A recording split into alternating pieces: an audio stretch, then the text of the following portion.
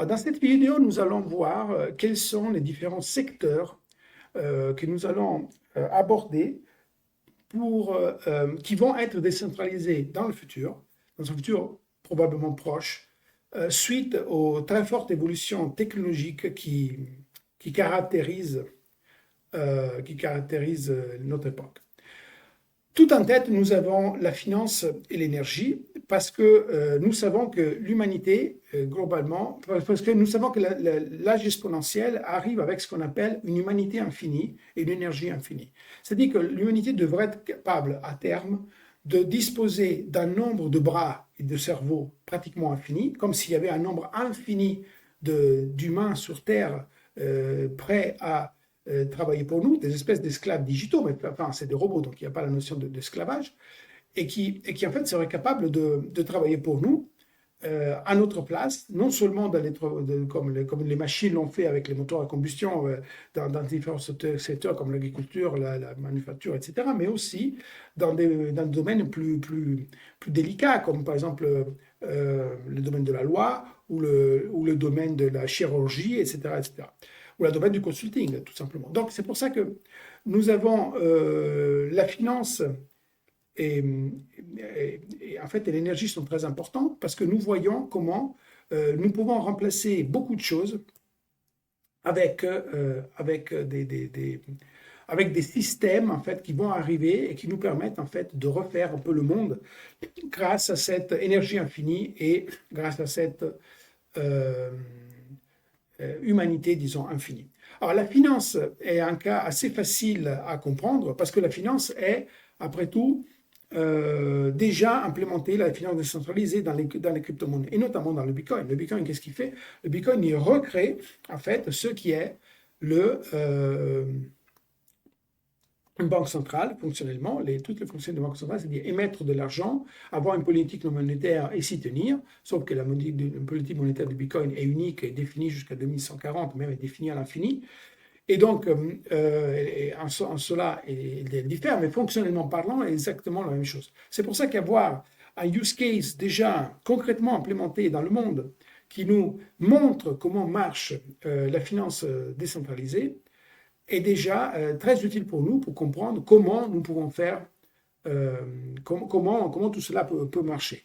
Donc, vous avez d'un côté des banques centrales, un monde bancaire en fait qui est géré de manière plutôt pyramidale, et de l'autre côté, vous avez une finance décentralisée dans laquelle des réseaux, des ordinateurs en peer-to-peer auxquels tout le monde peut accéder et que tout le monde peut ouvrir, tout le monde peut lancer un autre Bitcoin, devient arrive à fournir un service à l'humanité qui est celui de fournir, de produire et de mettre à disposition de l'argent à l'humanité de manière neutre et très fair play. Donc, la finance, c'est quelque chose d'assez facile. On développera tout ça dans la playlist de la finance, parce que chacun de ces secteurs a sa playlist propre, aura sa playlist propre dans le channel. Mais voilà, gardez à l'esprit que c'est le plus facile à comprendre grâce à l'use case déjà implémenté du Bitcoin. En ce qui concerne l'énergie est un peu plus peut-être difficile à comprendre, mais il faut savoir que la technologie évolue très vite, vous le savez, et la technologie est censée, à terme, peut-être dans quelques décennies, nous fournir un outil à la maison, que ce soit un panneau solaire, que ce soit une pile à combustible, que ce soit quelque chose d'autre, un moteur à hydrogène, mini-moteur à hydrogène, mais quelque chose qui nous fournit plus d'énergie que nous avons besoin localement pour notre maison, pour notre industrie, pour notre atelier, pour quoi que ce soit. Et donc, si nous arrivons à ce surplus d'énergie, il n'y aura plus besoin de produire de l'énergie, par exemple, sur les Alpes, enfin dans les montagnes, avec des barrages et tout ça, et de la cheminer jusqu'aux villes. Parce que la plus grosse perte que nous avons aujourd'hui est due à l'effet Joule qui annule en fait 80% de la puissance énergétique que nous produisons. Parce que le temps que des Alpes, l'électricité arrive à Lyon, le 80%, elle a disparu. Et donc, si on arrivait à produire localement en plus un excès, en gros, on aurait pour la toute première fois un monde qui n'a pas besoin d'énergie dans la réalité. Parce que le fait qu'il soit en excès vous imaginez, en fait, on dit que l'économie est de l'énergie, et l'économie et la croissance sont de l'énergie transformée en service. Mais imaginez si l'énergie devient gratuite. L'énergie, il y en a autant que l'air. Vous imaginez le changement épocal que cela ça peut créer. Et on arrive à ça, hein, on arrive à ça. Il faut bien comprendre qu'on est vraiment lancé pour ça. On le verra mieux dans la playlist dédiée, mais vous gardez à l'esprit qu'on n'est pas. On a déjà commencé le monde a déjà commencé à travailler ça. Après, nous avons le web, le cloud. Alors, le web, en général, et le cloud. Le cloud, aujourd'hui, disons que 90% des données web passent par trois gros clouds qui sont Amazon, Microsoft et, et Google. Il y a un peu d'OVH, il y a un peu de DigitalOcean, des choses comme ça, mais globalement, le gros passe par ces trois-là. Et donc, c'est vrai que si un des acteurs disait les personnes blondes avec la barbe ne peuvent plus faire ci et ça, ben, il suffit de cliquer sur quelque chose et il pourrait très bien le faire. Donc, il y a une possibilité de censure très forte et il y a aussi une centralisation de données qui fait que les vies privées des gens appartiennent en réalité à ces personnes-là. Et même parfois, ils appartiennent légalement parce qu'à chaque fois qu'on utilise un service gratuit comme un réseau social, très souvent, on signe des conditions comme quoi les données appartiennent à ces personnes.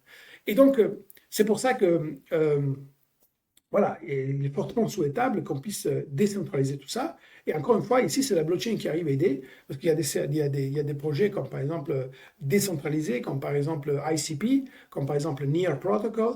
ICP est l'Internet Computer Protocol. Donc des protocoles en fait encore web qui en réalité travaillent à peer-to-peer. Donc pour faire simple, ICP c'est un peu comme un Bitcoin, mais au lieu de faire circuler de l'argent, faire circuler de la donnée et fournit tous les services qu'un service web peut donner avec beaucoup plus d'avantages, par exemple l'absence de hack possible, donc la sécurité absolue, etc., etc. Et il y a aussi d'autres techniques, comme par exemple Orbit, qui est Orbit, c'est un système d'exploitation qui est réécrit from scratch pour essayer de créer un nouveau web, en fait, un nouveau système, nouvelle network planétaire sur lequel reconstruire un web plus propre et plus juste.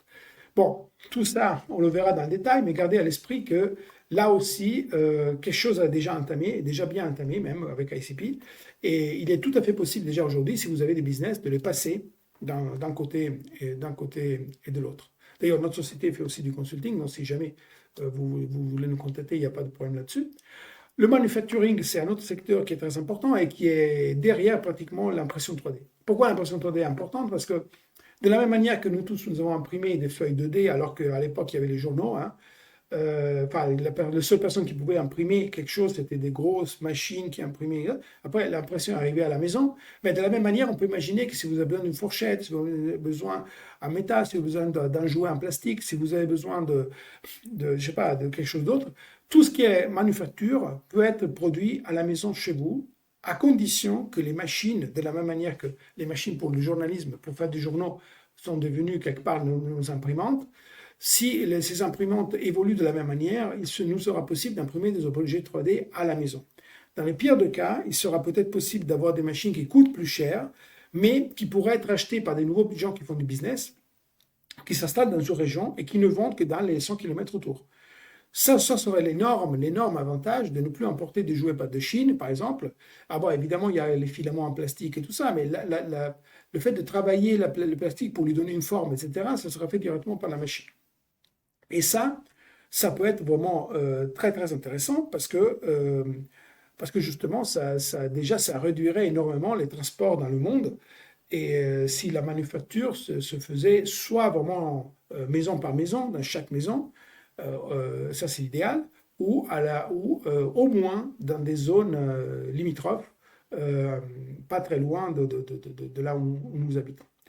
Un autre secteur important est l'agriculture. Alors l'agriculture, disons qu'on pourrait imaginer, même l'élevage et tout ça, on pourrait imaginer un robot qui s'occupe par exemple de lever de porc. Bon, si lui il a l'intelligence artificielle, il pourrait être capable de faire des choses de ce type, et donc même de créer de la viande, etc.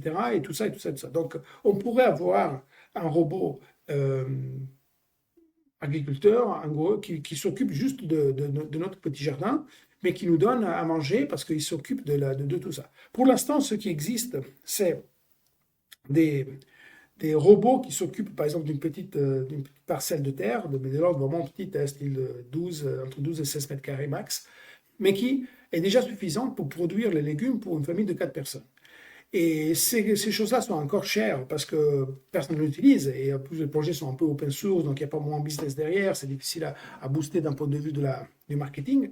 Mais c'est très intéressant parce que s'il baisse beaucoup de prix, toute personne qui a un petit jardin pourrait, ou même toute personne qui a 16 mètres carrés, la place de mètres carrés, et qui peut l'alimenter avec de la terre et de la fertiliser, pourrait se créer son propre, beaucoup de choses chez lui. Donc, et à partir du moment où la machine est totalement autonome, il n'y a pas autre inconvénient que la place qui est prise. Mais si la personne a un jardin de 1000-2000 mètres carrés, c'est déjà suffisant pour dire, même de 500 à la rigueur, pour dire, ben, ça me va d'en utiliser une partie pour me créer ma propre. En plus, ça aurait l'énorme avantage que tout le monde mangerait bio. Je ne sais pas si vous voyez, mais ça serait. Parce que lui, en plus, ce système a une intelligence artificielle dedans, donc ils font du désherbage, ils soignent tout, ils donnent des alertes si les trucs ne poussent pas, etc. Donc il y a quand même beaucoup d'avantages d'avoir un système de ce type.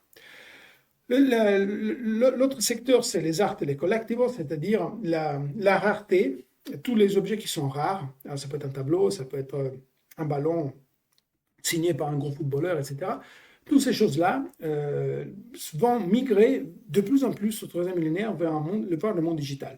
Par exemple, prenons l'exemple des Satoshi ou des Bitcoins. Le Bitcoin numéro 1 million, quand le réseau Bitcoin a minté le Bitcoin numéro 1 million, si la personne l'avait gardé intact, il vaudrait beaucoup plus que les autres Bitcoins. Pareil pour les Satoshi. Les Satoshi, c'est la partie la plus petite du Bitcoin, donc ils sont numérotés. Les Satoshi qui ont un nombre parfaitement entier, le 10 millionième, le milliardième, etc., sont des Satoshi qui ont plus de valeur et qui sont déjà devenus des rare Satoshi, donc des collectibles très demandés. Très demandés.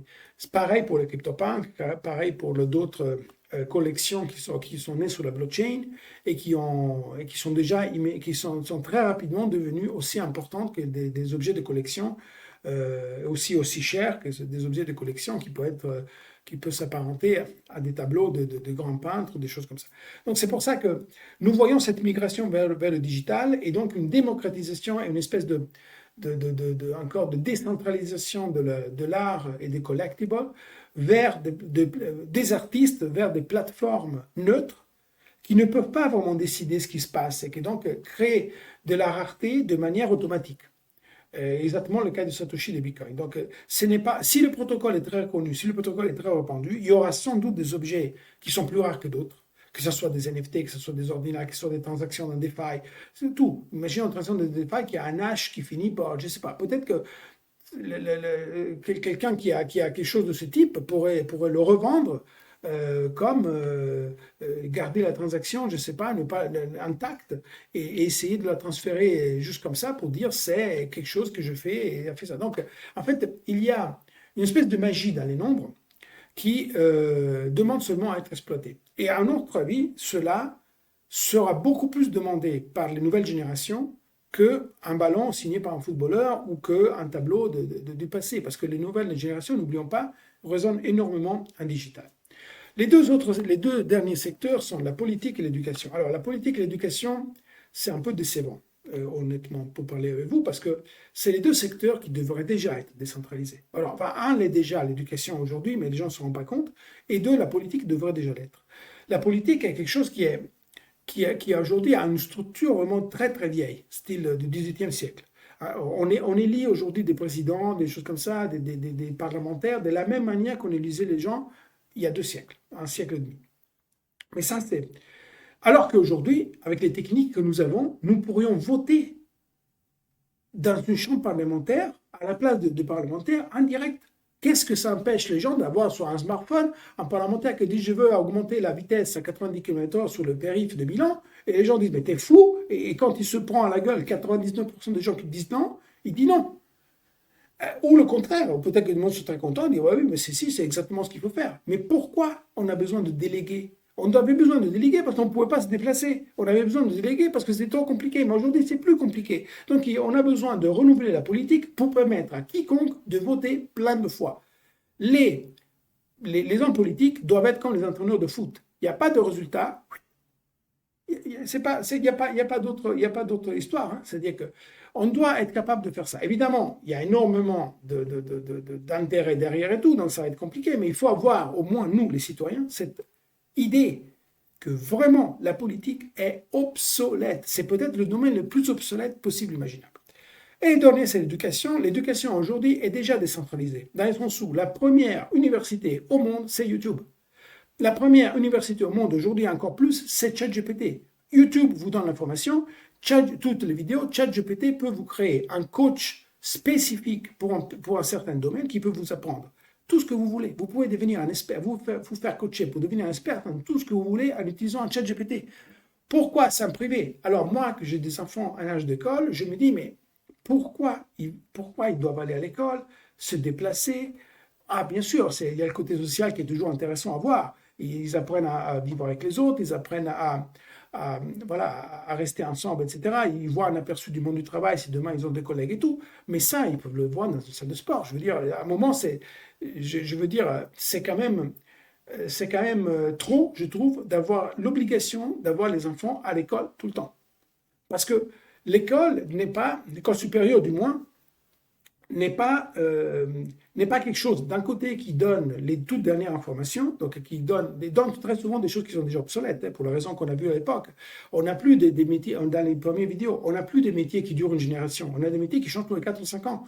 Donc on a besoin d'avoir une structure extrêmement flexible et d'apprendre aux gens à apprendre. Il faut apprendre à apprendre, pas apprendre à des choses. Et il n'y a pas mieux pour cela que dire aux gens, voilà, il y a un truc sur YouTube, il y a ta ChatGPT, tu restes 3 jours dessus, à la fin tu me dis qu'est-ce que c'est la chimie organique, et tu m'expliques tout. Et voilà, c'est un peu ça, où tu me dis comment marche ce protocole ou du web. Voilà, c'est un peu ça l'idée que nous voulons pousser, donc avoir une éducation qui soit encore plus décentralisée. Et, euh, et donc, on parlera de ça aussi dans la playlist dédiée.